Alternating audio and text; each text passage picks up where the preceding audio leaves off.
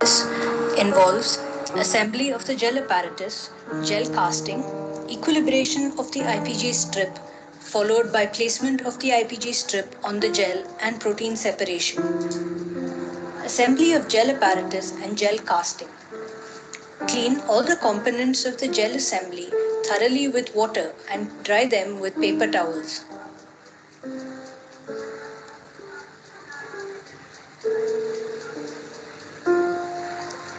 Carefully arrange the glass plates in the gel casting assembly, interspersed with separator sheets depending on the number of gels to be run.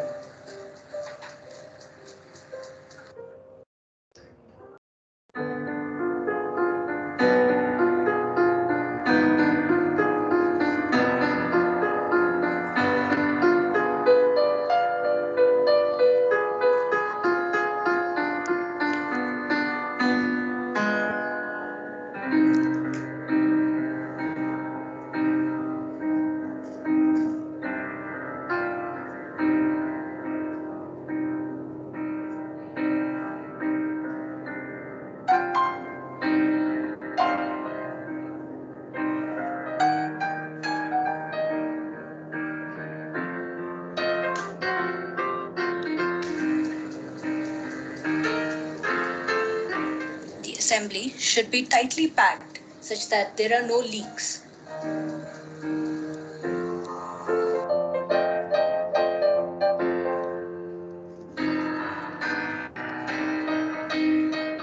Close the casting assembly and tighten the screws provided.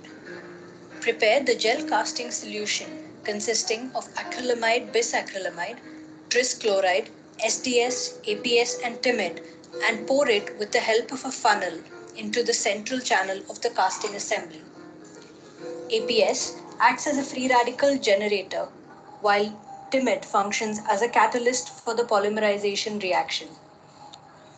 Ensure that the solution spreads evenly such that the top edge of the gel is uniform. Allow the solution to stand for polymerization to occur and spray a solution of SDS across the top to ensure that the gel does not become dry. Equilibration of Ipg strips.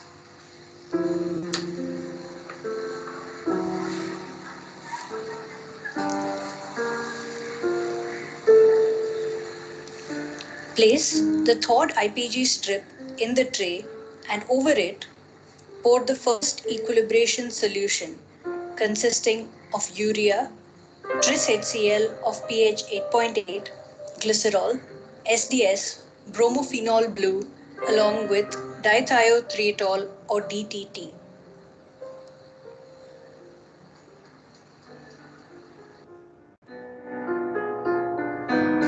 Place the assembly on a mechanical shaker for 10 minutes. The dithiothietol enables cleavage of all disulfide bonds present in the proteins on the Ipg strip.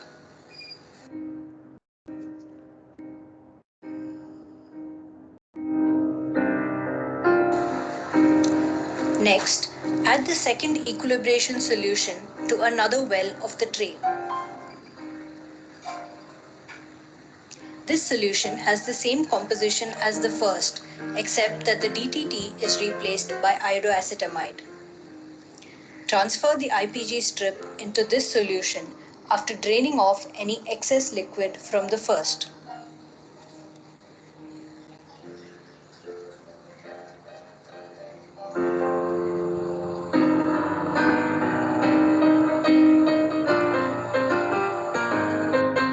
Again, place the assembly on the shaker for 10 minutes. Iodoacetamide prevents reformation of the disulfide bonds by binding to the free sulfhydryl groups that were obtained after DTT treatment.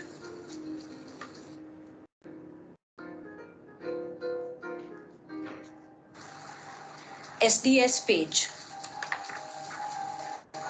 Drain out the excess liquid of the second equilibration solution from the Ipg strip using a tissue paper. Soak the strip for a few minutes in the same buffer solution that is to be used in the gel tank.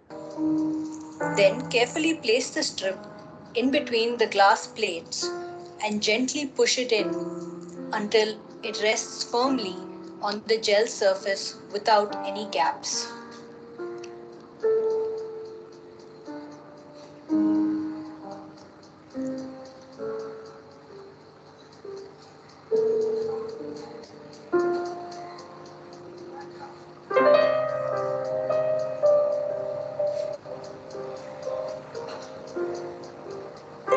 Place the filter paper containing the molecular weight marker beyond the positive end of the strip. Then pour the lukewarm agarose overlay solution over the strip to prevent the gel from drying up.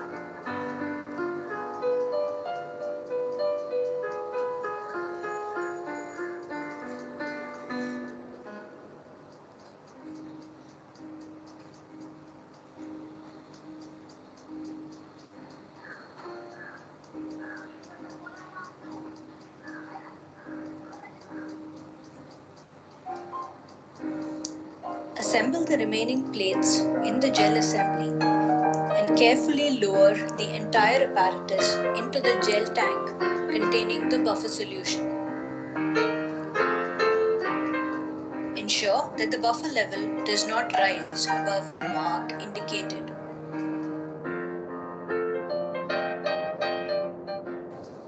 Place the separating chamber above this and pour the buffer solution into the upper chamber.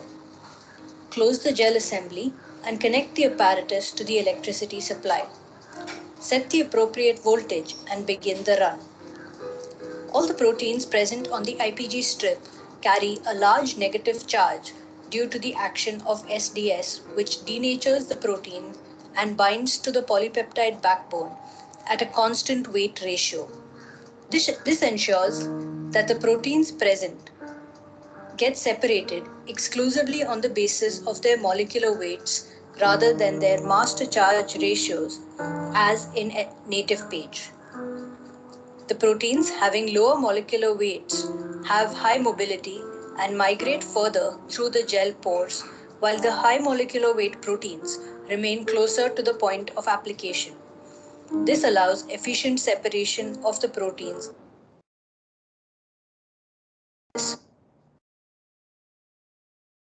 All right, good morning everyone. I hope you're all excited now to learn more about gel-based proteomics. From this introduction video, you got at least some visuals and some feel that what we are going to talk today. We are going to talk to you about different technologies which can be used to separate the proteins based on their molecular weight and based on their isoelectric point, and also how to combine those together in the process of known as two-dimensional electrophoresis. To make it a little more advanced and more quantitative, one could use different type of fluorescent dyes, and that could be termed as a dye or difference in electrophoresis. So we're going to talk about gel-based proteomics primarily in today's class. Previously, we have been discussing about a major technology, mass spectrometry-based proteomics. Then we moved on to sample preparation aspect of the how to prepare good samples from your lysates and different type of biological samples. And then, either you can go through gels to separate them based on their different properties like molecular weight and PI values, or you can directly go to mass spec as well. But most of the time, whatever you do in the proteomics, you have to go through the gels. You have to first check the quality of your samples, visually how good your samples are looking. Qualitative assessment is very important. And also when you quantify your protein, you also want to make sure your quantification reflects on the gel. So these two things known as quality control check, which you are going to do irrespective of whether you want to go with the gel-based proteomics or you want to go with the gel-free proteomics using mass spectrometers. So primarily we are going to talk about 2D gels, two-dimensional gel electrophoresis, and dye, which is advanced 2D gel-based methods. So when we say gel-based proteomics, it's going to revolve around many techniques, which includes sodium dodecyl sulfate, polyacrylamide gel electrophoresis, SDSP, which we started discussing in the last class, which just separate proteins based on the one-dimension molecular weight, or two-dimensional gel electrophoresis, or 2D dye. Let's move on to the 2D gels. This is technique which is probably one of the oldest technique in the field of proteomics. Almost in 1975, it started when two scientists, Close and Farrell, independently they were trying to separate proteins based on their two properties of isoelectric point and molecular weight, and they were successful in doing that process. And independently, they reported that 2D gels or 2D electrophoretic methods can be used to separate complex mixture of the proteins. So what is the concept here? First is you take IPG strip or immobilized pH gradient strip, where you can separate your proteins based on their PI values. And then you want to further separate the proteins in the second dimension, which is shown here. So first you separate in the first dimension based on the isoelectric point of these proteins in the pH gradient, and then based on the molecular weight you separate in the electrophoretic field in the second dimension separation. So 2D gel workflow, like how if you want to do the experiment, revolves around some steps, basic steps, or the different procedure which is involved in doing the 2D gel based work. First is the rehydration, followed by isoelectric focusing. Second is equilibrating the IPG strip. Some of these steps may not be clear to you right now. Please bear with me. I'm going to do this explanation of each step in more detail in the subsequent slides. Equilibrating the IPG strips. Then we move to the SDS page or second dimension separation. Then you want to visualize the gels. After visualizing, then you want to compare your spots from your control gel and the disease gel. Then you want to pick up the spots of interest, and then you want to proceed further for the enzymatic digestion like in gel and in solution digestion, which we spoke earlier, and followed by mass spec analysis. So this is the workflow. Now here you can understand from the 7th step onwards, it remains same whether you do gel-based proteomics or gel-free proteomics. These are the steps which you have to do additional if you want to proceed with the 2D gel or dye gels. So we will go stepwise, and I usually take students to the lab for doing these type of steps, including the protein extraction, quantification, or even 2D gel, or even injecting the sample in the mass spec. Although they used to do even in the theoretical course in the live labs. Unfortunately, being virtual right now, we are not able to do these things to have you in the lab and do these things through you. But what I thought, at least I can still give as much flavor of doing these things as possible. And to save time to run from here to lab and take all the biosafety precautions, I have actually kept many of these small apparatus directly in my office here. And I'm going to show you as I talk about some of these steps. So first thing is the rehydration. Now the concept of IPG becomes important, and you cannot visualize that till you see this thing. I hope you are able to see what I'm trying to show you here, which is IPG strip or immobilized pH gradient strip. Now what it is essentially acrylamide is there, which is having the pH buffer. And then you have this plastic coating. So on the plastic coating, you have this acrylamide printed, which is having the pH buffer. So this pH could be a different range, like in this case probably 4 to 7 pH, which I'm going to use this strip. But one could use even 3 to 10 IPG strip, or one could use 5 to 8 IPG strip. Different type of IPG strips could be used for doing this type of experiment. So in this case now, first thing is that you have to choose a right type of strip which you want to use. And how you will choose that? Let's say you are interested to first know that what are all proteins present in my complex sample, and you do not know exactly is that more in the basic region or the acidic region. So you can choose a broad spectrum. You can choose a strip which is having 3 to 10 pH, which will separate maximum protein based on their the entire coverage of the 3 to 10 based pH value. But if you are more interested into the physiological range, which is a 4 to 7 pH, then you can use only 4 to 7 pH base strip. And you can see here there's a plus symbol. If it is clear, I'm not sure with the transparent, it might be not visible. So there's a plus sign and there is a minus sign here. And this, so if you want to start the experiment, you have to remove this plastic layer. So if I remove this plastic layer, then there will be acrylamide coating which will appear from that particular strip, which I'm not doing right now. But if I just peel out, this particular plastic, then the remaining part is the acrylamide, which is having the pH buffer gradient printed on that. So the first thing when I say to the rehydration, it means we want to take our protein sample and take that protein sample, and this is the tray, which is the known as rehydration tray. So in this tray, you can keep your IPG strip. Now let me tilt it down and give you a better view of it. So let's say this is the IPG strip, and this is the rehydration or reswelling tray. So first, what you'd like to do, you'd like to pour your protein sample here, and then you keep your IPG strip where a acrylamide part is exposed, that on top of the protein solution. So now what you are trying to do, you are trying to get all the protein slowly get immobilized in this particular IPG strip or immobilized pH gradient strip. This is known as rehydration. You are giving the time for the protein to slowly get absorbed in the acrylamide layer of the IPG strip. So now the PPT will become much more clearer that we are talking about rehydration strip on the IPG strip, or known as immobilized pH gradient strips, in the reswelling tray, which I just showed you. You can do that either on the room temperature. So after doing this particular protein addition, then followed by keep the IPG strip, and then you can leave it on room temperature for an hour or so. Your protein solution is actually in a buffer which contains urea, thiourea, chaps, dithiotritol. Many of these reagents are there, and especially urea gets crystallized.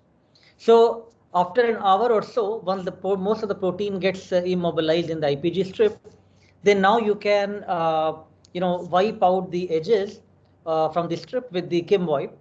What I meant here is something, take like this, and you have the IPG strip, just very safely you just try to wipe out the edges so that the crystals of urea may not be forming, and especially more so happening in the summer time when you are having more temperature conditions. But after that, then you can pour the mineral oil on top of that so that the further crystallization does not happen. So this part you can do either passive rehydration, where you're just simply keeping the IPG strip on the room temperature with the mineral oil, and then leave it overnight for 14 to 16 hours, and no voltage is applied. Or you can do active rehydration, which can be done inside the instrument, which is used for the isoelectric focusing. And that's where you can apply low voltage, around 500 volts or so, keep it overnight with a low voltage, which actually helps sometimes to do better rehydration of all the proteins to move inside the IPG strip. Mineral oil is added on top of it to avoid any kind of evaporation. Once the first step is done, which is the looking at rehydration, then you are ready to do the isoelectric focusing. Here idea is you are going to keep this IPG strip in the electric field in a unit known as Isoelectric Focusing Unit, or Ief Unit, where the proteins are going to get separated based on the low to high pH value. Like in this case, we have, let's say, 3 to 10 pH, and proteins are going to migrate in the electric field till they find that pH is equal to their PI values. Wherever they find their pH is equal to PI value, they will stop. And this process takes some time to separate the proteins. You have to provide the right voltage conditions slowly, and then over the time period, depending on the length of the IPG strip and depending on the settings of Ief, it may take 8 hours to 24 hours for this process to complete. Now, how this Ief unit looks like? So again, to give you some better visuals of it, I have brought this instrument here. So this is the Ief unit, Isoelectric Focusing Unit, where you can do the isoelectric focusing, which is the first dimension separation.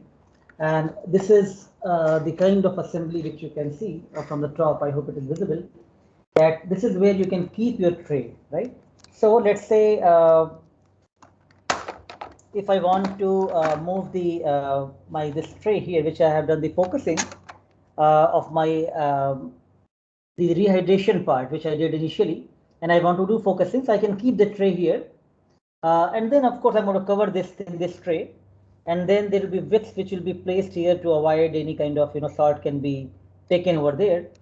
And then this setup will be closed. And if you are doing some fluorescent dyes, then you want to use the avoid any light and quenching. That's why this can be covered as well. So I hope this gives you better visuals now of how we can do the isoelectric focusing or the first dimension separation of the proteins, right?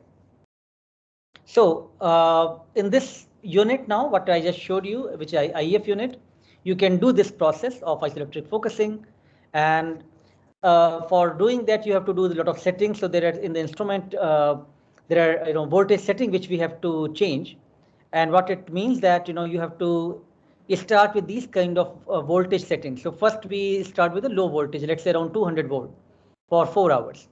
It helps actually initially to remove any type of salt and small particles to move from both the sides, and you are keeping some paper bricks on the edges of the IPG strip. That's where all the salt and these particles can be absorbed. So you want to remove anything which can interfere in your high voltage separation. So that's why you are giving the low voltage to begin with.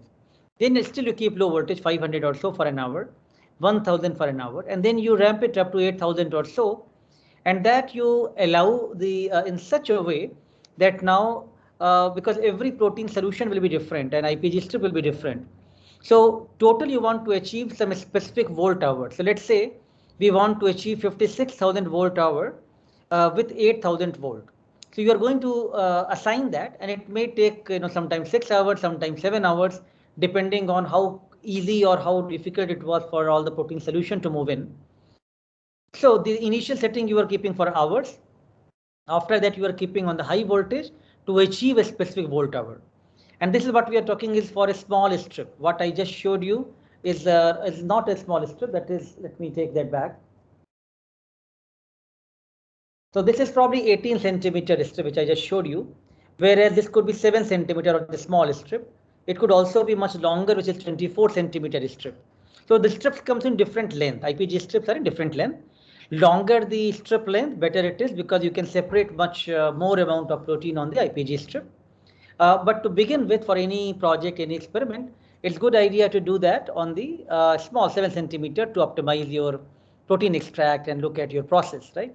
So this is the setting for 7 centimeter IPG strip. But as you go along, you have to change it for 11 centimeter, 18 centimeter, or 24 centimeter IPG strips. So most of the time, what you have set up a trajectory like, which is the red colored line, that's what you want to achieve. Initially, it is slowly ramping up. Then it reaches to some specific, let's say 8,000 volt here, and now you want to keep it for a long time to achieve that 56,000 or so volt hour, and then slowly it will come back to the final 500 and reaches to the 200 volt again. So this is the trajectory you want to achieve. But what is the blue line is the real line, which is how your sample is behaving. So because your sample, as I said in the beginning of the sample preparation in the previous lectures, that sample preparation, you are thinking that everything is only protein, but you might be carrying a lot of contaminations. And contamination could also be nucleic acid in some case, right? So you want to make sure that you have removed all that as much as possible. But still, many times you will see there is a lot of contamination there, and that is something which is reflected here in your IPG strip with the Ief unit.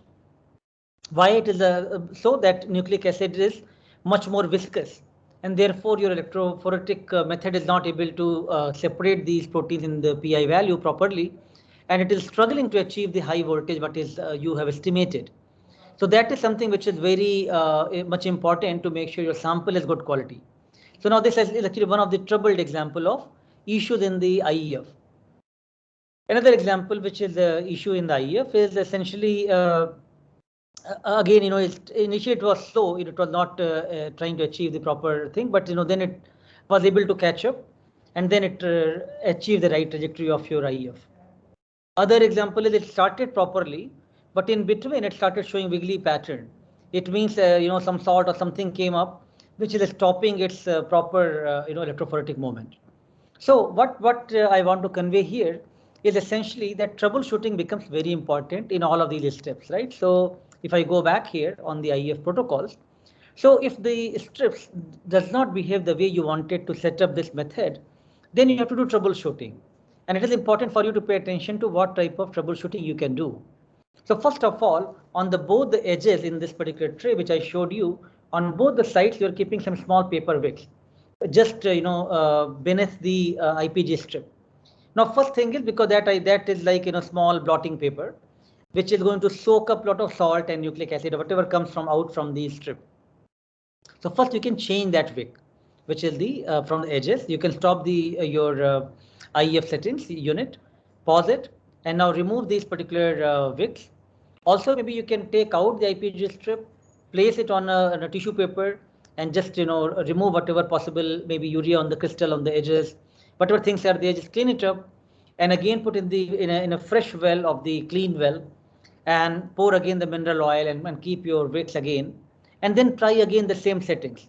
You can maybe even increase the lower voltage for a few more hours, because that may help some time to remove the contaminants, and your IF might be able to achieve to the right trajectory which you wanted to achieve. So these are important things to learn, that how to troubleshoot. The reality is this actually. This is the ideal situation which you want to achieve. So that's where it's a good idea to try out with this small strip, so that you can do easy troubleshooting. You don't lose too much of your protein. On the large strip, you're going to use a much more amount of protein, like you can go even up to 1 milligram protein. Whereas on the smaller strip, you can go 125 microgram to 250 microgram to 500 microgram. Those kind of protein can be loaded on these a small strip of 7 or 11 centimeter or 18 centimeter long.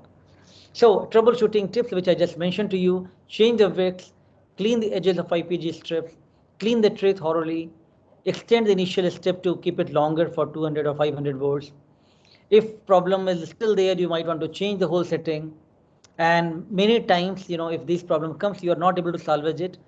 Finally, you have to go back to your protein sample, either do some sort of cleanup step of removing the salt, which is desalting steps, or you may have to still go back one more step of the original sample preparation. If there is too much nucleic acid or lipids, you can't now remove that at this stage. So you have to now understand what is the problem in your sample.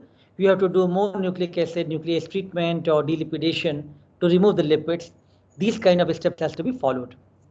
So I hope that gives you some idea that when you are moving ahead with the separation of the protein in 2 dimensions, starting with the first dimension of isoelectric focusing, you have to pay attention to these details. Now, before you move to the separating protein in 2nd dimension, which is like SDS page, you want to prepare your IPG strip. And as I showed you here, your IPG strips are very thin, which is having now all your proteins which has been separated in the isoelectric focusing unit, right? So you want to first equilibrate them. Why you want to equilibrate them? Because in the SDS page, when you are going to separate your proteins, that you want to have the denatured protein with the SDS, and you want to make sure that your protein is going to be now linearized form and going to move and separate in the electrophoretic field based on the molecular weight. So to achieve these things, when you take only protein sample, and some of you, the students who have done this type of work or familiar with it, they can easily understand, but others can start making effort to understand that in the SDS page, you first take your protein sample, you boil your protein, you add the beta mercaptophenol, which can break open all the disulfide bonds. You add the dibromophenol blue, and after heat treatment, so that all the bonds are broken and with the beta mercaptophenol disulfide bonds are broken. Now you want to add the SDS, and then you run on the gel, and you want to make sure that protein is now more linearized form, denatured form, and protein can separate in the electric field only based on their molecular weight. Now the same is not possible with the 2D gel part here, right? Because now, as I mentioned, all our proteins are in the, let me take out IPG strip again. So all the proteins are now in the IPG strip, and you can't boil this strip like your standard protein sample for the SDS page. So in this case, you want to prepare your IPG strip to equilibrate so that it can be used for the 2nd dimension separation. So for equilibration, what we meant here, you are going to coat this IPG strip with the SDS. You're going to add the solution which can break open the inter and intra-chain disulfide bonds, and you want to make sure they don't get reoxidized, so that you are doing the alkylation step to prevent the further bond forming with the disulfide bonds. So first equilibration is essentially you will take this tray and then you will keep your IPG strip. And then on top of that, you will place your, let's say, a first equilibration solution, which will be having the 6 molar urea, SDS, tris HCl, and most important component here is the DTT or dithiotritol, which is going to, as a reducing agent, going to break your disulfide bonds. After this, you are going to change this IPG strip to the next well, and now you can add the another solution, which is this 2nd equilibration solution, which contains the same composition like urea, SDS, tris, glycerol, and then finally you add iodostromide. So now first the crucial step was the DDT, dithiotritol, and second was the IA or iodostromide. Each step you are going to do for at least 15 to 20 minutes, depending on the length of the IPG strip. And something visually or cartoon way it looks like this. First you took, with the DTT, with the first equilibration, then you went with IEA, second equilibration. And at molecular level, what is happening? There are disulfide bonds in the protein. After addition of DTT, those are getting broken. By addition of IEA, then these are not going to reoxidize, they are going to get alkylated, so that you are not worried for it forms to be reformed. And therefore, all the proteins are now in the more denatured form and linearized form for further separation into the second dimension.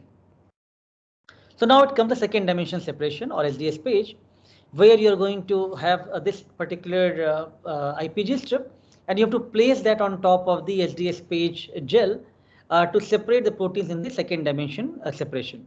Now SDS page can also be used just as a stand-alone technique just for separating your proteins based on the molecular weight, or it can be used for the second dimension separation in the 2D gels. Right now we are talking about 2D gels, and the setup for this, if I just show you that also here, is something like this, which let's hope it's visible to you. So this is one of the SDS page unit, and so again, you're going to take this kind of IPG strip, and you will cast your gel. I showed you in the last class how to take the glass plates, and on top of those you are going to place your IPG strip, insert in this particular setup or assembly, and then you are going to keep this in the tank here, and then you add the buffer, and then your protein will start separating in the electric field slowly, and you will actually observe there is a protein movement based on the dye which is there, which is the bromophenol blue, and you can track your protein movement in this particular gel. And then once run is complete, then you can stop that run and place this particular gel. You have to remove it out from the glass plate, take out the gel, and then you can put that in the staining solution. So that's something which is being done for the second dimension separation, and this is essentially used for the looking at molecular weight of subunits. You can use another type of gel which can be used for native molecular weight, subunit compositions, looking at even some modification with the phosphorylation and other type of applications can be done on the SDS page. So this is very widely used technique where SDS is added to add the negative charge. All the proteins have already denatured them with the addition of beta-mercaptolithanol or diethylacetol, and with the IAA to make sure that realkylation does not, it alkylates and reoxidation does not happen. And then the proteins are getting separated in this particular unit based on the their migration in the electrophoretic field based on only molecular weight. So after this, as I showed you earlier, that you can see these kind of bands. If you're only running the SDS page with the protein solution, and you can always add a standard lane which is going to be used to track the molecular weight. Or you can actually also use this particular setup for the second dimension separation, which can be used for the 2D gel. But now whatever we have done so far is not going to give us any visual feel of what has happened. IPG strip, everything virtually separated. Now you put that IPG strip on top of this SDS page unit, and it has again run the gel. You're hoping that proteins are getting separated in 2 dimensions, but you have no idea what has actually gone on the gel till you visualize using the staining methods, right? And that's where different type of stains could be used to visualize your gels. And Kumasi Brilliant Blue is one of the very commonly used stain. If you have less abundant proteins, or you have low amount of protein present, then you can actually use even the silver stain, which is more sensitive stain. Cycloruby red is another very sensitive stain. And there are much more sensitive stain like cyanine dye, which we will talk in detail, which is used for the dye technique, or for the specific type of PTM modification, phosphorylation, you can look at the ProQ diamond stain as well. So there are many possibilities here. Depending on the sample type, depending on the application, you can choose which one you want to take forward. Now, many times, again, I'm kind of not going on each of these. Ideally, I have a lot of lectures and videos which actually talks about each one of these stains, how they work, and what is the detail of those. Some of you who are more research oriented and who are more keen on to learning these things for your research, please do follow and ask me detail. I will share you more descriptive video lectures which I have. In fact, in the same YouTube channel, you will find a lot of detailed lectures on these. But right now, given the class is quite diverse, I'm giving only the glimpses of the technique, not the too much great detail of each of these methods right now. But still, I'd like to mention one important aspect here, which is the dual staining. You can use the same gel. Now, whatever the gel we have used, you are having all the proteins separated on that gel, right? Let's say you have used 3 to 10 pH and all the proteins based on their molecular weight and pi value have got separated. And now I want to first know what is my global profile of all the proteins which are separated on the gel. Second thing is I also want to know which among these proteins are having phosphorylation. This is very interesting, right? On the same gel, you want to get two different information. So that's where you can do dual staining. So for doing something like this, after you take out the transparent gel, you can put that gel with the ProQ diamond stain, which is only going to bind with the phosphate residues and going to only light up the phosphorylated proteins. And therefore, when you scan that gel with 580 nanometer, you're only going to see the protein which are showing phosphorylation pattern on the gel. And then you want to also know what are all proteins are present in my gel. So you are using in this case cycloruby stain, and at 610 nanometer scanning, you can now visualize all the spots present on the gel. So few spots only which are getting phosphorylated. Of course, as you understand, the PTM modification does not happen on all the proteins. So you are going to see only few proteins which are getting modified, whereas all the protein global profile can also be seen with the endpoint stains like the either Kumasi brilliant blue or in this case cycloruby stain.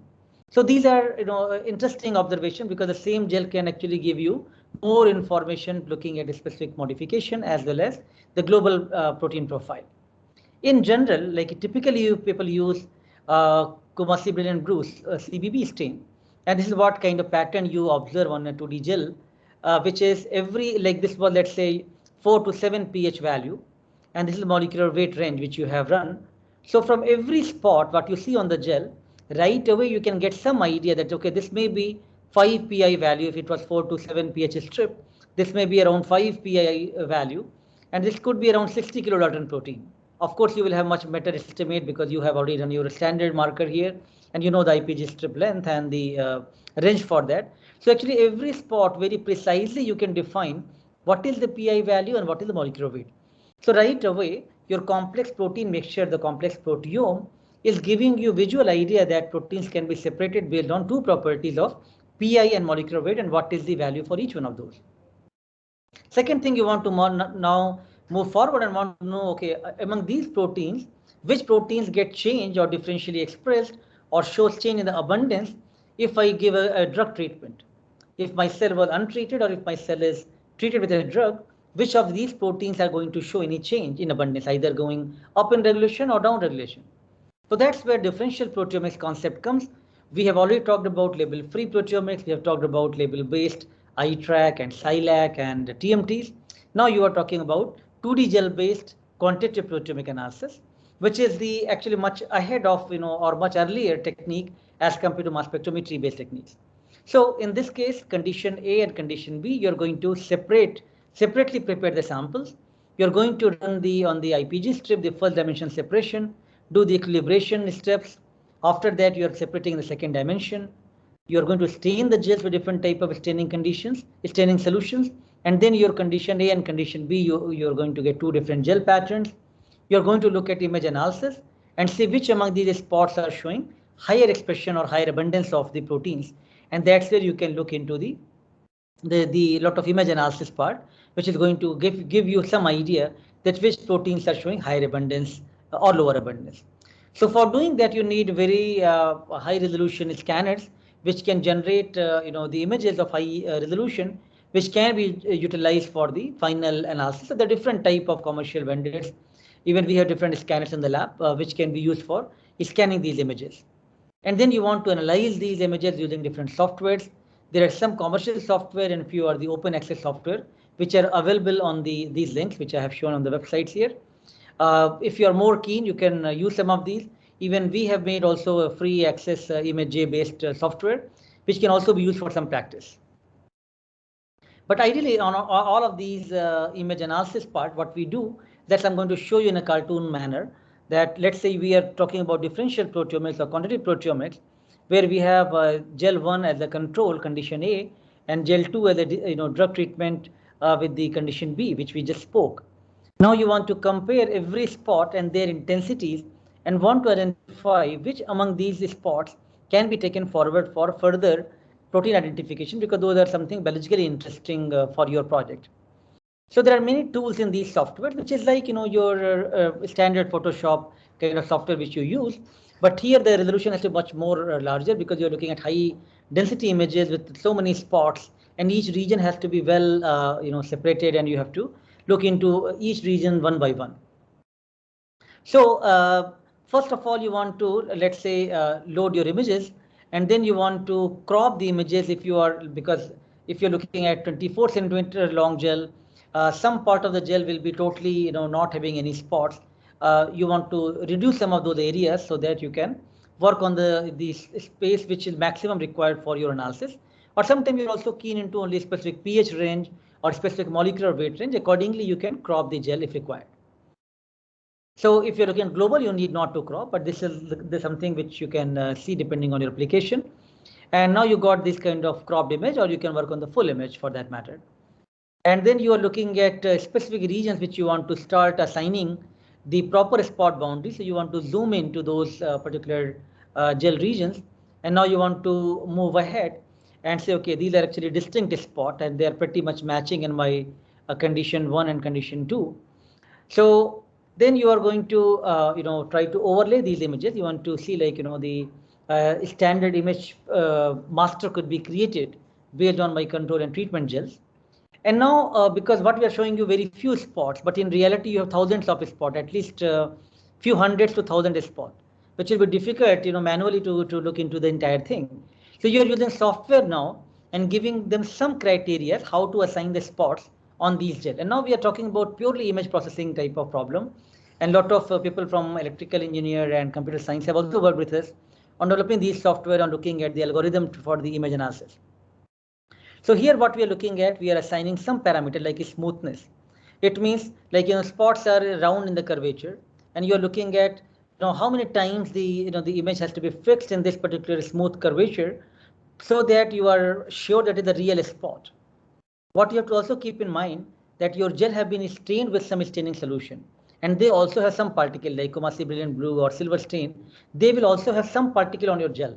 Even you have de-stained completely, but still there will be some particle adhered on the gel. So how to distinguish it is the real spot, which is the circular thing, or even the dust particle, or stain spot, which is also a circle particle, right? So you want to remove those things, artifacts, and you only want to work on the real spot. So that's why you are giving these features smoothness, minimum area, because you know that the spots will have at least some area, whereas the dust particle is still very tiny particles. So what is that smallest area which you want to go down, that you have to define. Saliency, looking at the spot curvature, you want to give that because the these spots, when you look at the 3-dimension, their curvature will be different than the curvature of the stains and the any dust particle or hair particle, those kind of stuff. So these are the parameters which you have to depend on the software. You assign these things, but you can play with them. You can actually move it less or more depending on your settings. Like, you can play with the smoothness parameter, you can look into the saliency parameter, you can look at minimum area, and based on these, when you play with these parameters, at the end of that, it is going to show you like how many spot it has been able to pick properly. Since I'm showing you a very small demo here, it is of course able to pick up everything right, and it is assigning that, okay, this spot and this spot are matching, this spot and this spot are matching. But many times that may not be the case. Many spots may not have been assigned any sign or any number. Now these numbers are unique number assigned by the software to every spot. So if this process is not happening properly, you have to again go back and play with those settings and try to do that. And once you are happy with that, you can proceed for the gel matching, that all these spots now can be matched. And what we are showing you, again, just one replicate. You have one control, one treatment. Ideally, you should have minimum 6 gels, right? 3 control and 3 treatment. For any biological experiment, any clinical experiment, for it to be reproducible, you need number of replicates minimum to be 3 for each condition. Then only you can say that I got these values, and then you can do t-test and show the significance values from those. So based on these analysis, what you are looking at now, the 3D spot, 3D values, 3D curvature of these, and these are the real spot, which is, you can see their stuff, which is looking in this manner. Whereas when you have the spot, which is, from the hair particle or dust particle or the stain, they will look like a needle, just straight needle, not like this kind of a smooth curvature. And that's what distinguish a good spot with the artifacts. And that's where the software plays important role, looking at the smoothness and curvature and ensures that that is being considered and remove the other artifact. Finally, looking at all your parameter, you have to really do this thing iterative multiple times, and then finally you can get the each spot identification ID. For each one of those, what is the intensity value you obtain, what is the area of the spot, what is the volume, percentage volume, saliency, all of that data you get, and this is what you can use to compute every spot wise. So now let's say your condition 1 and condition 2 have you want to compare spot 5, and you are looking at what is the pi value for this spot, what is the molecular weight coming for this spot, what is the spot area, what is the volume, intensity, all the detail you're getting for that spot from the software, and that may not be always accurate, and you need to manually correct that and check that out as well. Now I'm showing you, after showing the animation, I'm showing you the real gel, how we do that, but I'm not going to explain the process in detail again. So this is, let's say we are comparing some malaria project things, which is 3 are healthy individual and 3 are the disease individual. And let's say C1, C2, C3 and T1, T2, T3, we are going to compare those gels. The gel looks like this to begin with. Healthy control and falciparum malaria patient gel. This is from the serum sample or plasma sample, which is having still a lot of abundant proteins like albumin and IgGs. But still at the end of it, many spots you can compare which are actually differentially expressed in one condition versus other condition. Like this spot is down-regulated from the healthy as you go to disease. And these 3 spots are quite high upregulated in the disease condition as compared to the healthy individual, like that. So you want to pick up these kind of stuff. And once you have done that, then you will be able to cut the spots of the interest, and you can, after excising the spot, you can proceed for the in-gel digestion. If you have many spots, you can also use the robotic spot picker to do all the spots on the gel to pick them up, and then you want to take them forward for the in-gel digestion. So very quickly, like showing you the real gel situation, which is how your 3 control and 3 treatment gel will look like. And then you are going to go through the same procedure of the looking at the smoothness, minimum area, saliency, and then you can see now the thousands of spots appeared on the gel. Everything is not real. You have to play with them, and finally you also need to find out some important landmarks here. Landmark are these spots which is chosen from different parts of the gel, because you want to make sure all the gels are superimposing at the end and they are aligning each other very well. So to find out that, you are picking a few very distinct and the sharp and the intense spots from different part of the gel, from the low molecular weight to the high molecular weight, from low pi to the high pi. I hope you can see the orange spots, which is red is all the spots and orange are the one which you are choosing, and you are making sure that manually ensuring that these are aligned on the same spot on all the gels.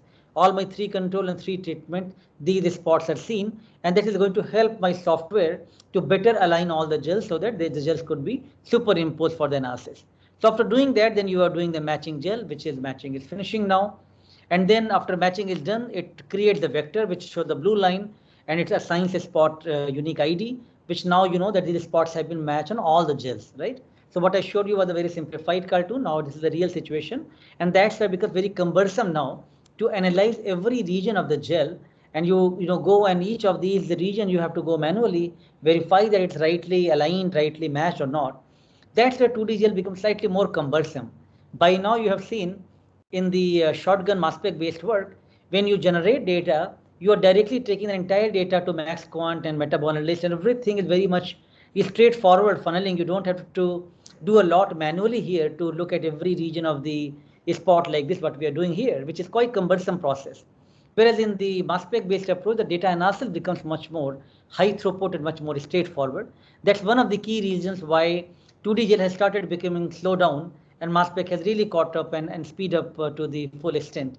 Nevertheless, it's very good classical technique for a small lab which can not afford the big infrastructure and still want to do the proteomics. I think this is a very elegant method. Or if your sample type does not require thousands of protein to separate, again this could be a good method to try out in the beginning to do proteomics. Now finally, what you want to achieve, you want to look at control versus test. In all my 3 replicate, the 3D value, the 3D intensity looks like more in the test as compared to control, and this is a good spot for me to excise from the gel, cut that out, and then go to the mass spec and find out what this protein is, right? And that then I'd like to learn more about that protein. Again, these software from the 2D also can do some basic analysis for you. A lot of proteins will not show any chain in this scatter plot. Few proteins which are showing the higher fold chain, those are the ones which are showing you the more changes on the upper side. So different type of gels could be done. One is the Kumasi Brilliant Brew, classical 2D gel, or silver stained gels, more sensitive stain, and then much higher ultra sensitive stain can be used, which is the Psi dye stains, which I'm going to talk to you shortly. So I hope it at least so far what we have covered gives you the confidence that even the electrophoretic methods like LGS page and isoelectric focusing and combining those two with the 2D electrophoresis is one of the very powerful method of doing the proteomics and can separate your complex proteome very easily, and any lab can do this thing in a 1 week time, starting from sample prep etching till the gel analysis, and then moving forward for the in-gel digestion, followed by the mass spectrometry based analysis. So that covers up the first part of my today's lecture. If any quick question, anything which is unclear, please ask me. I have a lot of content to cover today. Also, I'll tell you, like, if you want to do anything more questions, you can keep asking in the chat as well. And if something TS can answer, they can do that. If required, I'll call and talk as well. So the first part of the technique was more basic technique, which is the 2D gel. But if we want to now move forward and want to do the more advanced quantitative based method, then we have to move to the dyed gels.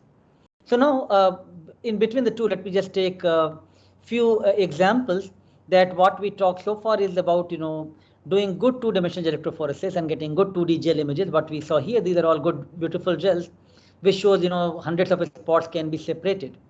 But as you have seen the Ief, isoelectric focusing, in reality, separating proteins is not so straightforward because there are so many other components coming from the cell which has to be removed properly and cleaned properly. Then only you can do the proper 2D gel based experiment. So in reality, you will see all kind of gels, right? Like, for example, urea you are using at multiple places. If urea is impure, you will see these kind of trailing effect, which is the carbamylation train being said as if the urea is creating problem, or if you heat the urea, if your sample you are heating with the urea, that's also going to create these kind of patterns. Sometime in the sample preparation, when we spoke in the last class about TC acetone precipitation, I did emphasize that you should wash your pipette, which is having the TCA, multiple times with acetone so that TCA can be removed out. Now, if you have not done that thoroughly, you just cut corner and just did one wash and did not remove the TCA completely after 3-4 rinses, then in the 2D gel you are going to show this kind of thing because IEF did not happen properly. TCA was interrupting your separation in the IEF unit, and therefore that is being reflected finally when you reach till the second dimension. And now you can staining. After staining, you are disappointed. You will go back and prepare the sample again properly, clean up the sample with the proper washing with the acetone. Same sample, same in this case, the plant proteins are taken and different extraction method being used. Solubilization without precipitation, solubilization followed by methanol precipitation, TC acetone extraction. Now you see how different the gels look like. Same sample, tried 3 different methods. Every method gives different type of protein pattern. So it becomes very important that initially you need to optimize your protein extraction methods well from any sample type. Once you start getting good pattern, then only you should be about to freeze that protocol for your sample type. Most of the sample, especially the sample which is having high salt, like the cerebrospinal fluid or the plasma sample, some of these samples have too much salt and too much abundant proteins. All that crude sample is going to create problem when you directly take the crude sample and proceed for IEF based work for the 2D gels. If you remove the salt and do the desalting, you can see how different the gels will look like. Yeah. And in many samples could be rich in the carbohydrates, polysaccharides, and you need to do some cleanup step before that. Otherwise, you will see this kind of clogging and the high background, which you have not realized till you have reached the gel. But now you have to go back and start doing the cleanup step in your sample preparation itself. Salt is one of the most important culprit here. In this case, no sodium chloride is being given. In this case, some is looking at the effect of 30 millimolar sodium chloride treatment in the E. coli. And you can see because of high salt, a lot of problems in the isoelectric focusing unit. And therefore you see both horizontal streaking and the vertical streaking. I hope you are able to understand these terms. So a lot of problems in the vertical streak, lot of things again vertical problem and horizontal streaks as well. Not like this gel which is not having too much problems. So you can do dialysis. You can remove the salt by doing the dialysis, which can remove the salt from your sample, and then you run your thing, which can look much better as compared to previous gels. Abundant proteins like, as I said, in the plant protein, you have ribisco.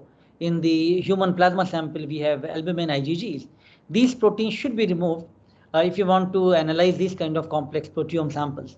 And therefore, if you don't do that, you will see these kind of abundant protein on the gel, which is going to mask many low abundant protein and may also result into some horizontal streaks on the gel. Now, if we are looking at a specific region of the pH Ipg strips, 3 to 10 I mentioned in the beginning, you can always choose more physiological range like 4 to 7 strip. Now, if you take the Ipg strip of pH 4 to 7 in this case, now even there are protein which is having the pH beyond 7, all that is going to accumulate on the 7 pH range, and that's where it is going to show you vertical streaking. So this is an example of vertical streak because of not the sample problem, but because the pH range what you have chosen is only till 4 to 7. Horizontal streak can come from many possible regions, and please do make sure that I'm going to of course upload this presentation and the slides in the YouTube. Please do watch these gels again and make sure you get yourself familiarized that which problem has resulted into what type of these problem gels, right?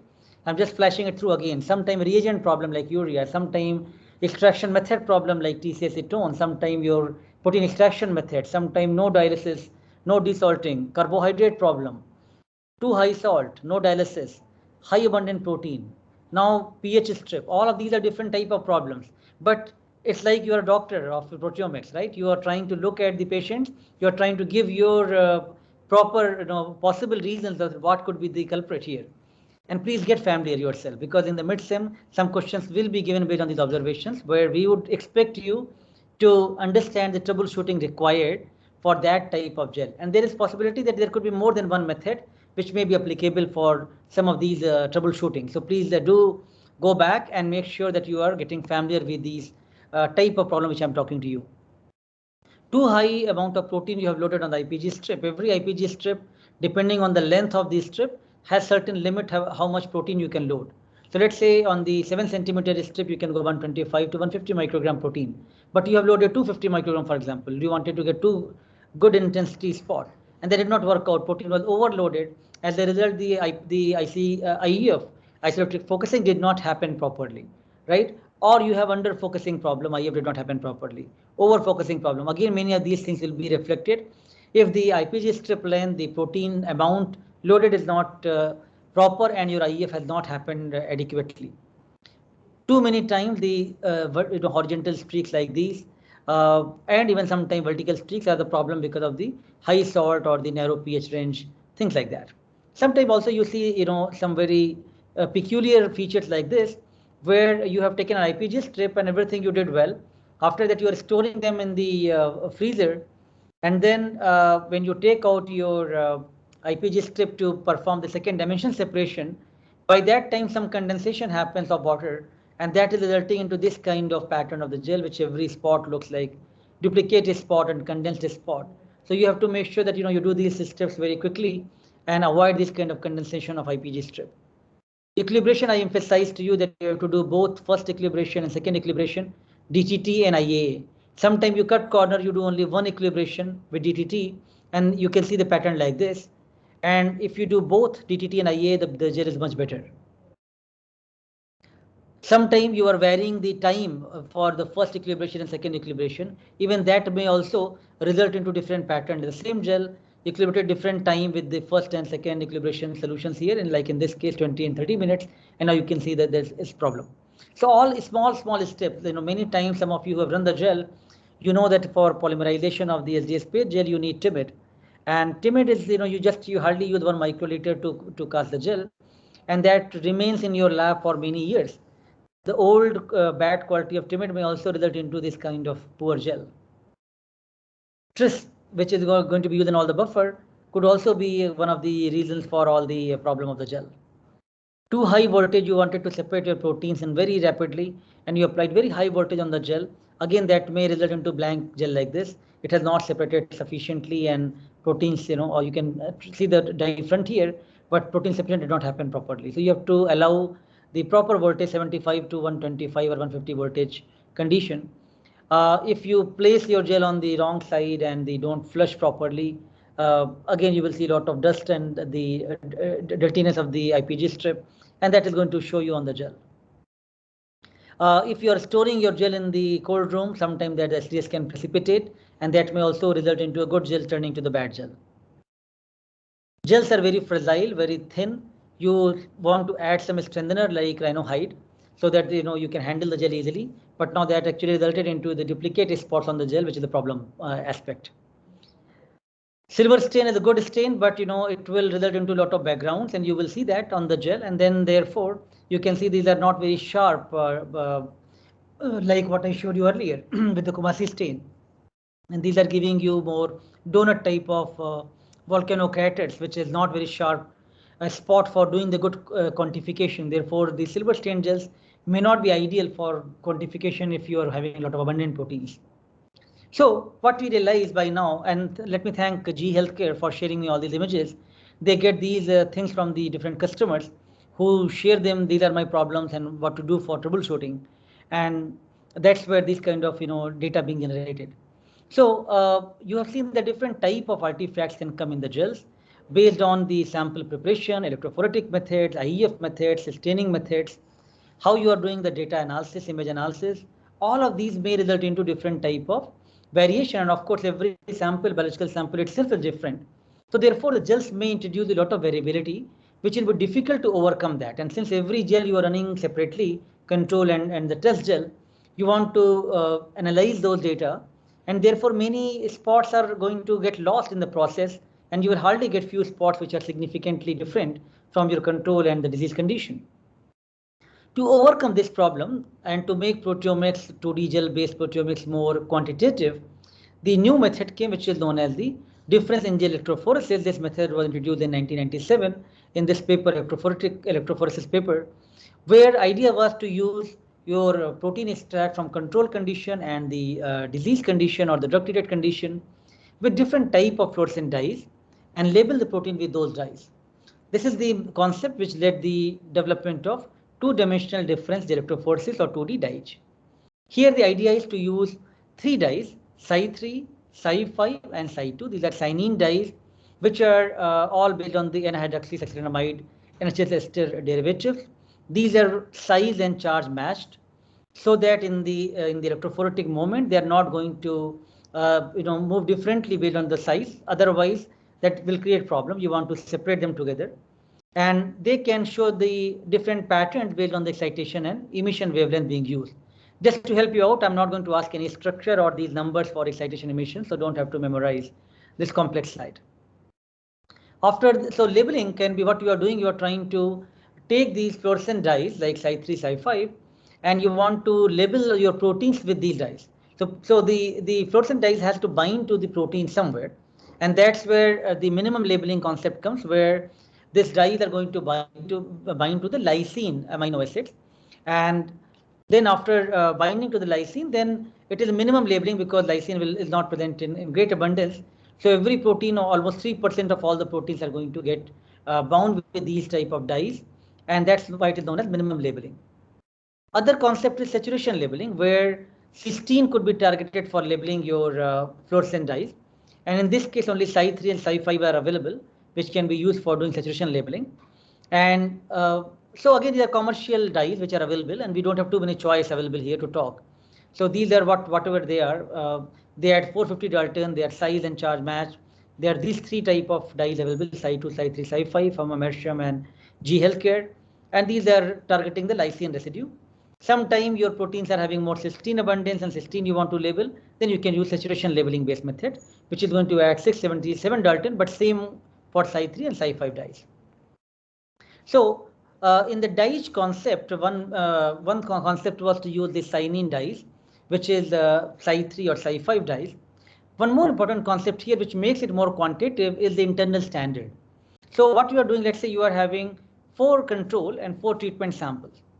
So you are going to run ideally 4 gels, because your, let's say this sample 1 will be Psi3 and this is Psi5. Psi3 labeled, Psi5 labeled. Now in this case you can do dye swapping, you can do Psi5 labeling and Psi3 labeling, Psi5 labeling, Psi3 labeling. So every sample now 1 and 1 will be separated on the one gel, and 2 and 2 will be on the second gel, and 3 on the third, and 4 on the fourth gel. So with 4 gel you can generate 8 images, right, of Psi3 and Psi5 control and treatment. But every gel is also going to have some variation. So how to overcome that? That was the major challenge with the 2D. On one hand, you have reduced the number of gel from 2D to dyes in 50%, because you are loading your control and treatment on the same gel, and then you are going to use different fluorescence intensities to excite and emit and generate the 2 images from the same gel. But how to compare my 4 controls and 4 treatments at the same time? That's where you are also preparing a sample which is known as the internal standard. So let's say you took 100 microgram protein from all of these 4 samples, and same 100 here. Now you made 800 microgram pool, which is the internal standard. Now this pool is actually representing every protein present in any of these samples. Even if this sample has biological variability or this sample has biological variability, everything should reflect in my pool sample. So in some way you are going to create a fingerprint of all the proteins present from any population by using the internal standard. So this becomes very important, because you want to have at least one image which should be common for all my 1 to 8 all the samples. And that is going to be utilized for my gel analysis, going to make the analysis much easier. And that's what makes your dyes much more quantitative, and stats could be much more accurate. So a good experimental condition for this type of thing which I'm talking to you, I already mentioned to you that you can need not to be biased, like all the 4 controls with the Psi3 dye and all 4 treatment with the Psi5 dye. You can actually use the dye swapping when few samples are Psi3 labeled, few are Psi5 labeled in control, and same goes in my disease or treated condition as well. So now every gel will have some control with Psi3, and other gels will have some gels with this Psi5. Therefore, you are not going to bias your analysis with the specific type of dye. So just to recap the 2D concept, what we learned and how the dyes was different. In the dyes, we have made a standard pool. First sample is labeled with, let's say, Psi5. Second sample is labeled with Psi3. Third sample which you have prepared, which is the internal pool, is labeled with Psi2 dye. You mix all of them together in one tube after labeling, and then you do the Ief, then separate on the LDS page, generate 3 images, which is going to give you this kind of pattern. Let me show you quickly this video, which will help you to visualize what I'm talking about. Yes, as we were talking about the 3 samples we can label with Psi2, Psi3, Psi5. Now you have 2 different samples from different source. Now you are taking these 3 samples into 3 different Eppendorf tubes, and you are labeling with Psi3 dye as well as again another with Psi5. Then you are taking those 2 samples, pooling them and labeling with Psi2. Then you're mixing those 3 into a single tube, then you are running in a single strip. There you will be analyzed in first dimension the Ief, whereas in first dimension, after analyzing Ief, you will be placing into second dimension, where you are completely analyzed the second dimension. Now this gel can be scanned in the Typhoon Trioplus, where you will have 3 images from a single gel. Then this can be analyzed with the help of Decider software, then where the complete analysis can be done with the help of Decider.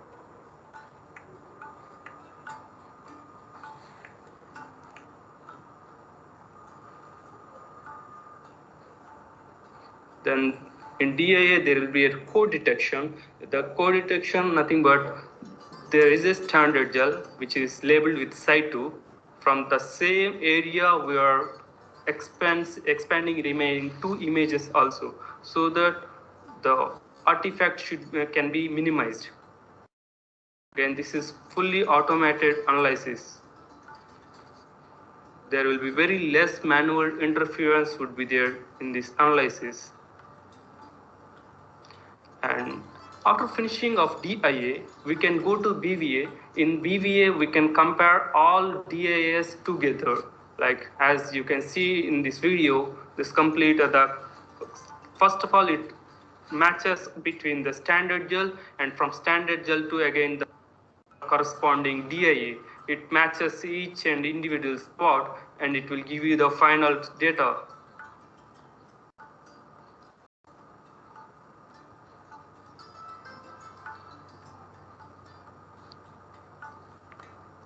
Then these BVAs can be analyzed in the further in EDA, that is extended data analysis.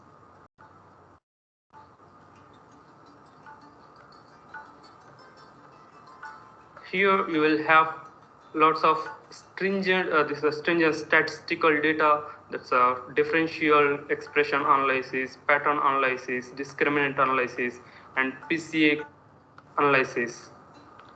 All right, so this was through course which we did earlier, where GE experts were talking to us about this technology. So finally, what you generate the images will from the same gel will look like these patterns of Psi 3, Psi 5, and Psi 2, and you can actually combine those images. They will look like this, overlapping with all the dyes. They will look like this with all the 3 dyes. And actually, what is important here to stay a minute here and talk is you can see some red spots. If you can see that, some are green spots, and some are the yellowish in color. So earlier in 2D gel, what we saw, like every spot we can define that what is the PI value and molecular weight. But here, even after scanning the image, right away I can jump at it and say, okay, this proteins are upregulated. And if I'm talking about say malaria project, and I'm quite excited about these proteins because these are very highly expressing in malaria patients. These are quite down-regulated, and many proteins are not changing from my healthy to disease condition. So dyes right away visually also gives you idea what could be quantitative change, but of course then you need the software to look at every spot and do that analysis, which you just saw. These are specialized software which does the things very much automated manner. Keep the few terms in mind: internal standard and co-detection of the spot. These are very important for making 2D and dyes different. Dyes, the data analysis becomes very robust, much more automated, because you can co-detect the spots because you have made the internal standard pool, which is going to match all your gels every spot wise. And therefore you can do much more robust analysis. I'm not going to ask you about the differences in these type of analysis, what is happening in DIA or BVA or EDA. This is actually looking at first matching your gels with the, to look for the different gel patterns, then look for the abundance of these spots with the biological variation analysis, and then how you can do some of the statistical method like PCA and heat map to plot and visualize that. All of that you have learned by now from the MaxQuant and MetaboAnalyst and Perseus, those kind of software. Just to conclude, what we learned that 2D is elegant technology, but when you compare 2D gel to dyes, lot of artifacts and lot of technical limitations of 2D gel could be overcome with the dyes, because you are separating both control and test on the same gel. So gel variability can be reduced. You're also adding the internal standard, which is going to make it much more powerful and no bias of the data analysis, because it's much more automated analysis.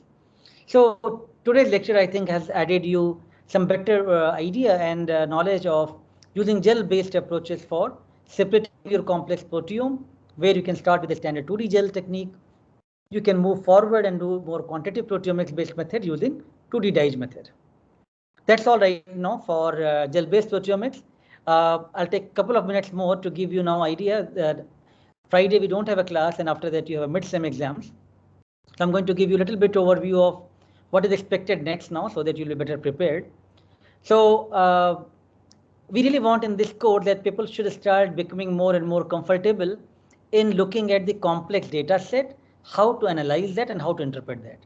We don't want to quiz you on too much basics and lot of theoretical part. That's the looking at the student audience and the background.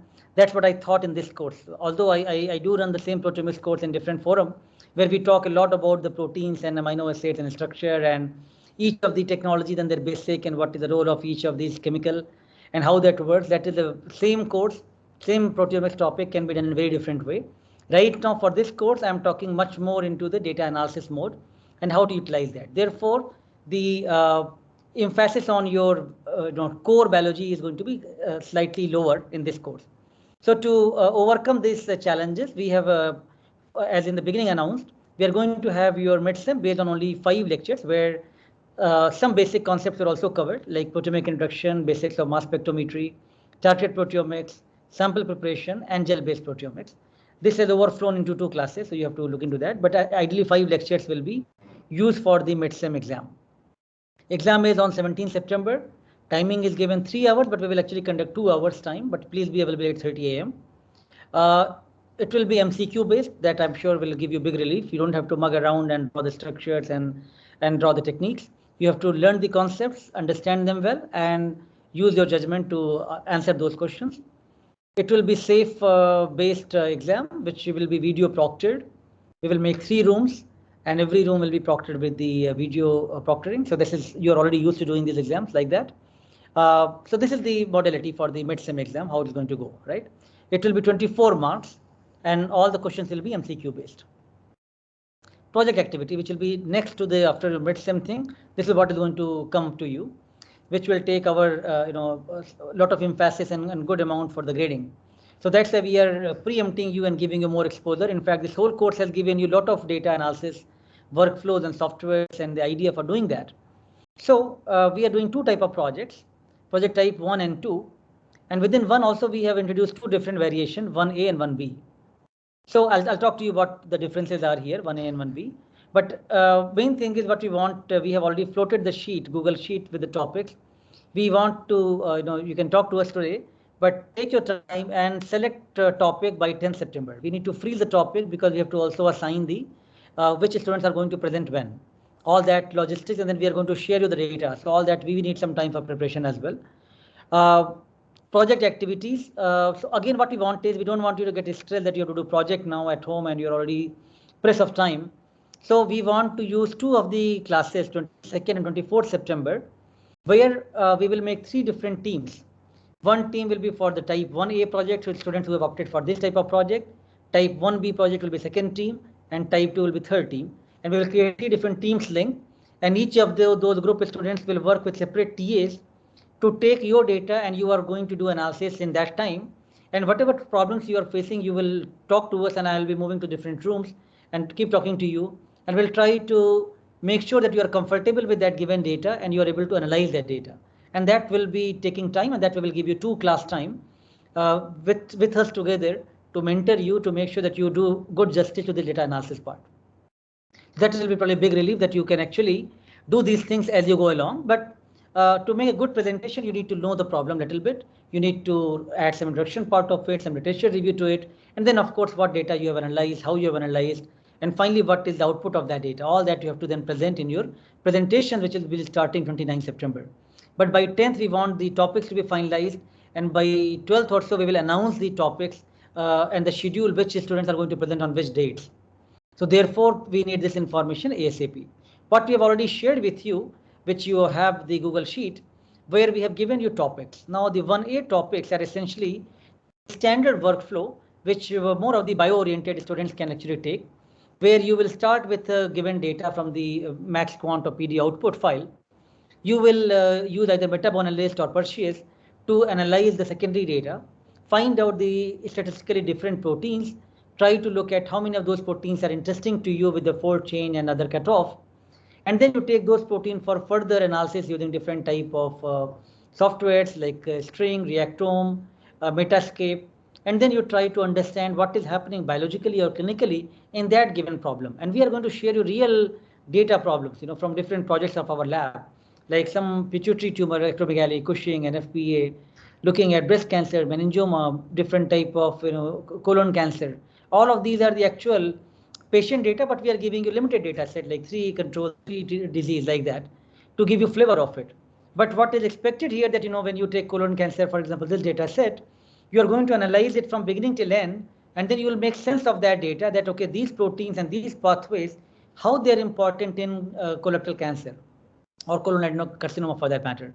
So you will look into these type of thing and try to make your presentation, which will start from beginning of a problem and your interpretation of the biological understanding of that problem. So this will require at least good bio and clinical background, or at least inclination towards that. Other type of projects are something which we understand a lot of students are with the mindset of doing more computational work, and they're good into the AI machine learning approaches, which they're doing for different purpose. But can we apply that here as well? After doing your metabolist or the Perseus, you get a list of the protein. Let's say you got 50 proteins or you got 100 proteins, which looks differentially expressed. And now you want to find out the pattern from this protein, which among these proteins can be my best classifier, which could distinguish by low grade to high grade of tumor. I have 100 protein, but among those 100 protein, which 3 or 5 or 7 can be best panel of the protein, which can be utilized to make this type of data set, which can be best classifier for distinguishing low grade and high grade of tumor, or healthy and a tumor or cancer patient. Also, once we go along, can we take a new data set and make predictions from my machine learning and try to apply that? And you can use, artificial neural network and other type of analysis to look into which works best. And can you now do the prediction based on that data, on the blinded data, and can you still identify which among these 10 samples are low grade and high grade? This is an interesting problem, which is most of the computer science students prefer to do that. That's why we have introduced this also, the 1B topics, which is we are hoping to see a lot of interesting projects coming out of it, where same data will be analyzed, but you don't have to at the end make the sense of the data to understand the biology of it or the clinical part of it, but rather you come up with your best classifiers and predictions and show those type of possible outcome from that data. So this will be another set of projects. And third set of projects will be totally computational projects when you are looking at different type of computational approaches to look at transcriptomic data and trying to analyze that. And this will require a lot of R programming and those kind of hands-on activity, which one is expecting that you are already exposed for doing that. And there is no time for in this class, or this is not the scope of the class, to learn programming and go through those troubleshooting aspects. So you should be exposed, then only you should be taking this type of project. So 1B and 2 are essentially more computational oriented, and 1A is more bio oriented. Once you decide out these, then in the form you have been given option to take 5 preferences. 5 reason is because it may happen that 5 people are interested into looking at the glioblastoma project only. And if everybody gives that as the first preference, becomes problematic, right? So you give more preferences, and then based on your quiz marks, we may give you priority, okay? Because somewhere we have to take a call. Because if everybody goes for the second project, we cannot assign everybody same topic, because we do want to give a unique data set to every student here. And that's quite a bit of task from our side and TS side, if you can understand. We have actually made all those files for every single student different, rather than giving the whole class one file. So we want to make sure that you are doing some needful background work. Choose the topic which suits the best to you. Either you can give only one most interesting thing, but it is good to give at least 5 preferences. And depending on if there is no conflict, we will assign you whatever your top preference. If there is conflict of 2 students, both have given the same first preference, we will look at your quiz marks. And if it's still not resolved, both are having 9.4 out of 10, for example, then we will have to go through and talk to you based on your background, which can be assigned to you. But that's why we need some time to assign you the topic and then share the data file. So this is what is going to happen in the next couple of days' time. I hope we are clear about our roadmap, how we are going in this course. We are finishing some theoretical aspect of the course, from the gels to the mass spec to sample prep. We have given you enough hands-on of the software activity. Now, as we go along after mid-sem, you will be doing this project along with us, generate some interesting information, make a presentation from that, and present that in the subsequent weeks, which each one of you will be presenting in the class, and whole class is going to watch the presentation, ask you questions, and write a summary based on what you have presented. So that is what is going to happen. Now, since I have taken a lot more time than what was we planned before the class, so Deep and Avinash, the TLs of the course, they're going to give you a very quick idea of some machine learning part first, because machine learning is something which we have not touched much, and some of you who are actually keen on the AI machine learning part and would like to opt for those projects, even for the kind of data which we are looking at, some open software access softwares are there, like Orange, which can be utilized very well. And so I request now Deep to share his screen and start on the very quick overview of how to take this data. And if time is still permit, then we can go to the transcriptomics data for that. If not, Deep, we will take that in the after mid-sim. So we will go ahead with the transcriptomics things or ML part? Or let's first go with the transcript. Then I'll ask Avinash to go ahead. Yeah. Yeah, let's first quickly give little bit overview on the machine learning using Orange. And if few minutes you want to give transcriptomics, you can do that then. Yeah. All right, Avinash, please move ahead. Okay. Yeah. Thank you, sir. So I'm sharing my screen. Please do ask question in the meantime on the side. I'll be replying on your chat. Okay. So as you all can see my screen, so this is a basically interface of Orange. So you can download just by clicking in the Google, and you can download the Orange part. So this is a different tools or different widget you can use, like visualization, different model. So all kind of models here, and you can evaluate your data by using a different methods, and also there's a different supervisor and supervised clustering thing. So all which are required for basically machine learning approaches. So in the Orange, all is given. So first starting with the how to input our data file. So as sir told, so we have by doing the proteomic analysis, suppose you have find some important features of proteins. Okay, so in this case we have found around if you see. So in this case, around 27 protein we have identified by using all the proteomic analysis. Now we will go. So you have to make your data like this, and keep in a CSV format, and after that you can add your data in the here. Okay, so just click write and open. So it will give to the directory, and you can download your data. So in this case, our data is this. So as you can see that there's all the features which are given in our data is inputted here, and after that you can select the column. So just drag it here, and you can just map with and select the data to data. Okay. So here you can select which columns, or so here you can see that these are the basic features. So what features we have identified, and what are our targets. Basically, we want to check our features in the different classes, and these are the basically sample number for metastasis. Okay, so this is the part. After that, first if you want to see how our data, our features are making a clustering or dividing our data, so you can just go to the PCA and so just drag here, and you can just map and the data to data link. And if you see there is a so for PCA basic, try to keep as much as a low component for your analysis. So here you can see that when we are using the two components, there are variation between two groups are around 42%. So in a similar way, you can change the different component, go to the so try to keep as much as possible component for your PCA analysis. And you can also try to change the number of your how many components you want, how many features you want to check for those PCA analysis. So this is basically for visualization, or try to understand how our feature is dividing our two groups. So this is already DB plus, so it will showing a good correlation. So also if you want to download this data for the PCA, so you can go to data and just link data to data. Yeah.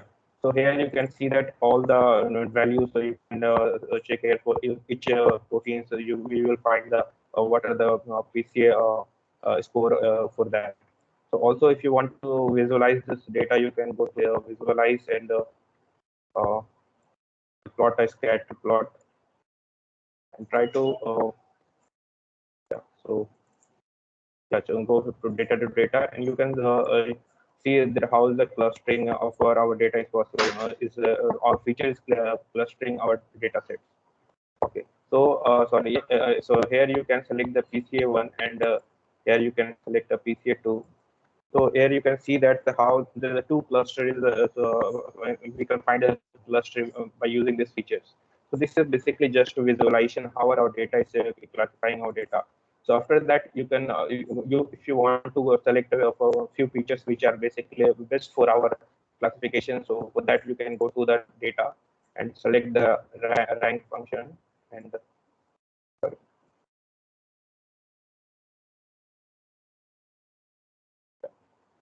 So just select data to data, and here you can, there is a rank option. So on the basis of the Gini decrease, they basically give the score of each features and which are the best identifier.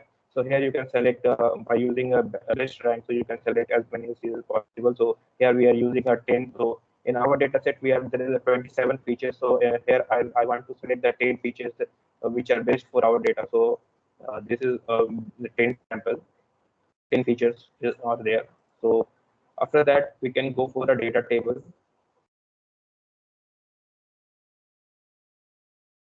And always select, so this one is the reduce data to data. Okay.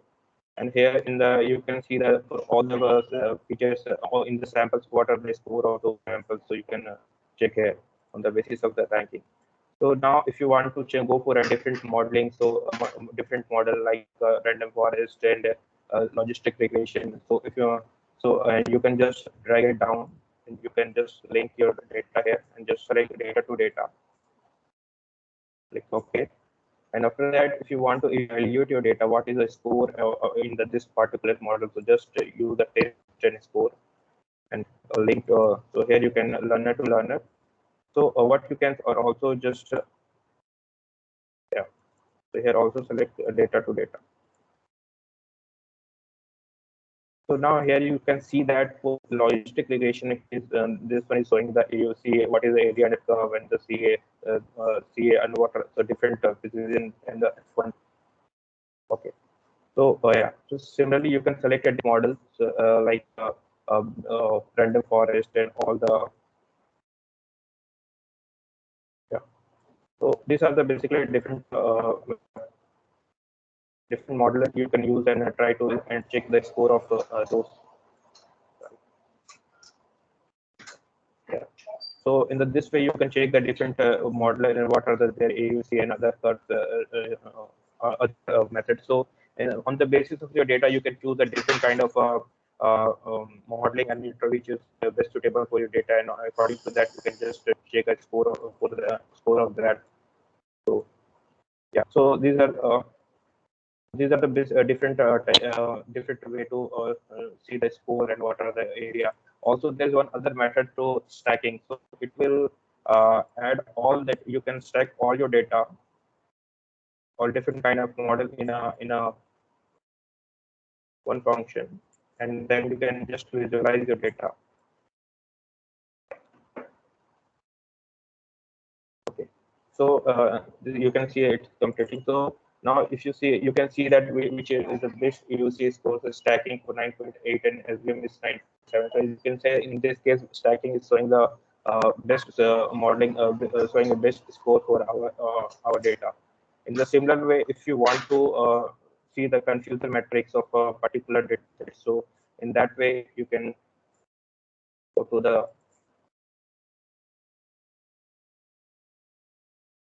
so when you say there are too many things you can check out, and also if you want to check ROC, so you can just map this one, and you can see the ROC curve for each samples. Okay, so for the different you can see the ROC with their values, and also if you want to see the confusion matrix, so just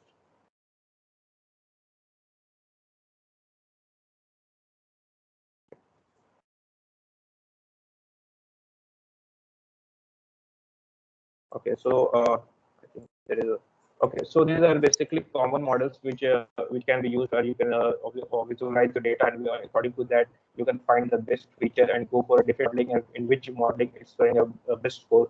So this is a just a slight overview of this course. So in the later classes we will show the more descriptive and also the all the different approaches by doing the or different machine learning approaches.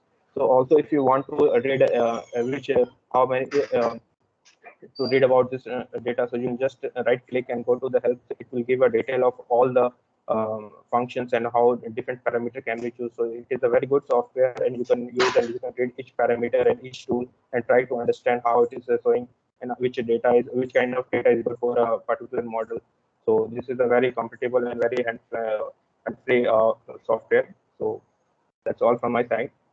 Thank you, Avinash. So Students, again, this part is not, although we did want to give all of you exposure that there are some open access software like Orange is available, very user friendly like MetaAnalyst, which you can drag and drop and build your own recipe of what you want to analyze.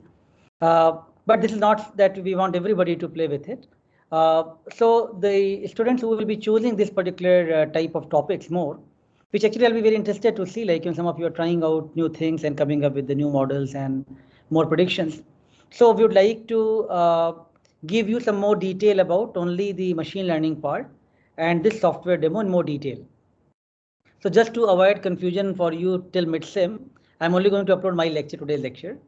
After mid-sem is done, I'm going to upload you a few more videos, which will be a demonstration of the machine learning part and the Orange software in much more detail, and also some lecture on the big data analysis and machine learning approaches. All those will help you to get prepared only for those group of students who are more keen into taking those topic of 1B. Of course, everybody can watch those and learn those, but those will not be for exam.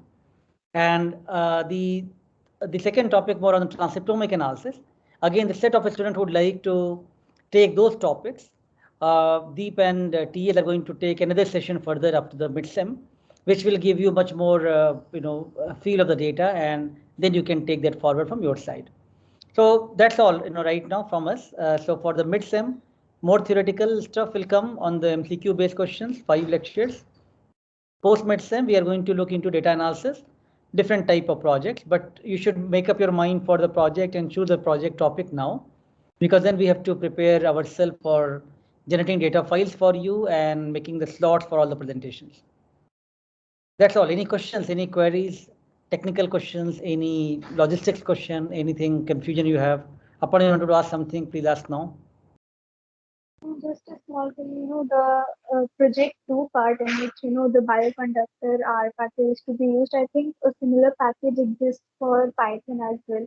So is it like a hard and fast rule to, apply on the R, or No, we can expect it? No, that's good question. In fact, for any project, what we are looking for, we are giving you data set, and at the end you have to make interpretation from that data. You are free to use any software for that matter. Even in the first A project, you need not to go through our workflow. You can use, there are many other interesting software like Protigi and others, TPP. A lot of things are there. You can use any of those and come up with your interpretation. So in that way, bioconductor or Python based, whatever you have packages, you can use those. There's no problem.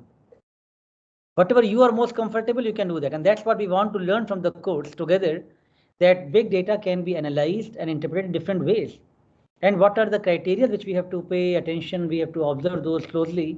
And then finally, we can see what is the interpretation of the data, right? So if 40, 45 people from the class, if they're going to come up with the interesting approaches and discuss about those, that will be good learning for all of us.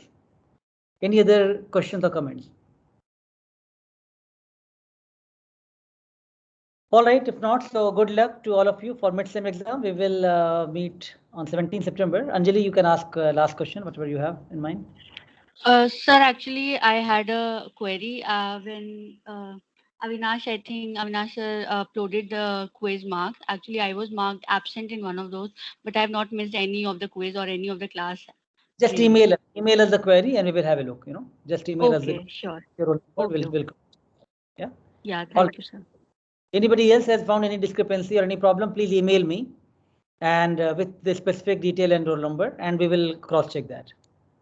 Okay, that's all. All right. I hope all of you are enjoying the course, and we'll see you in the mid-sem. Okay, good luck. Thank you, sir.